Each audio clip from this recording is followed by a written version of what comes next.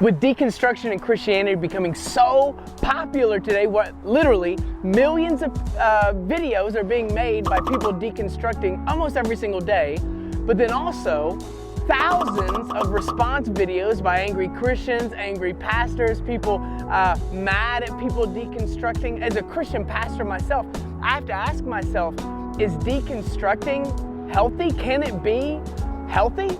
Now the definition is going to be on the screen here, but that's a little too complicated for me. That's why we came out to this construction site where a building used to be.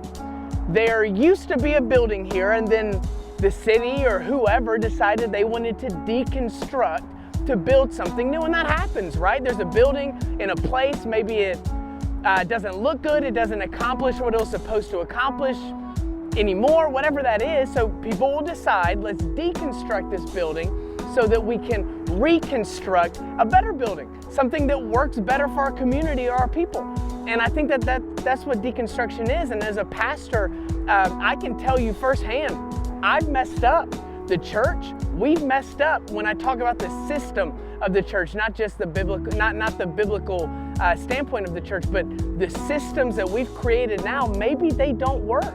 And so it could be healthy to deconstruct some things, but what I've seen is most people would rather deconstruct to tear down rather than deconstruct to build up, because all through the Bible we see apostles and prophets deconstructing God's people, deconstructing what the church is called to do, making sure we get everything right. And the best example is one of the church's favorite leaders that's ever existed, the Apostle Paul.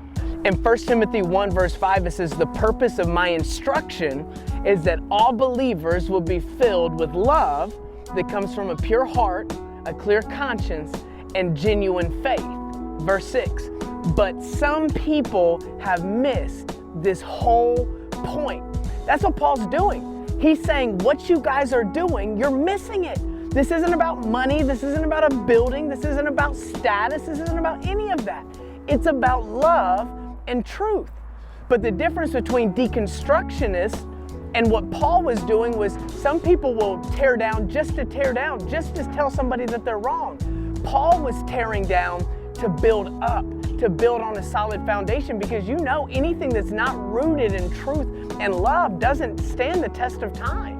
It just doesn't. But as Christians, we can get so angry with people that believe something different than we do. And can I tell you right now, if God's not angry with them, I shouldn't be angry with them. Their questions don't fool God. Their questions don't stump God. God's not up in heaven going, man, I wonder how they came up with it. He's not. He loves them. Therefore, I have to love them.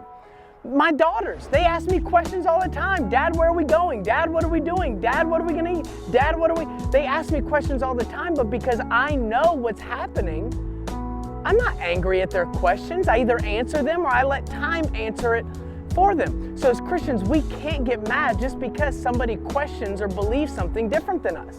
But as deconstructionists, we have to understand, am I really building or am I really tearing down something to make something better? Or am I just tearing something down to hurt somebody? Because, hey, can I tell you, just because somebody in the church hurt you doesn't mean God hurt you.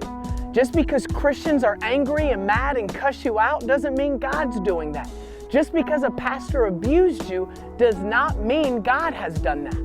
Yes, I may not be good at loving you all the times, but you know who is? God.